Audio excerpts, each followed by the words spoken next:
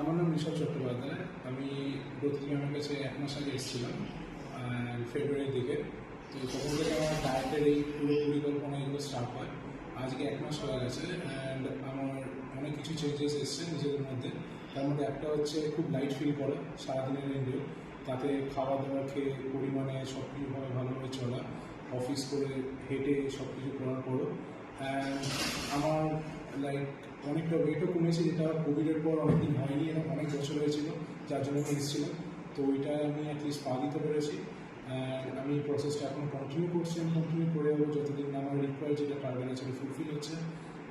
আমি আপনাদের সবাইকে বলতে পারি এটা যে আপনারা এসে দেখতে পারেন এখানে, কারণ কি ম্যাম যেরকমভাবে আমাকে গাইড করেছেন খাওয়া দাওয়ার দিক থেকে, অলওয়েজ অ্যাভেলেবেল আছেন হোয়াটসঅ্যাপে, এটা খুবই হেল্পফুল অ্যান্ড আমি খুব গ্রেটফুল আমার কাছে এটা হওয়ার জন্য।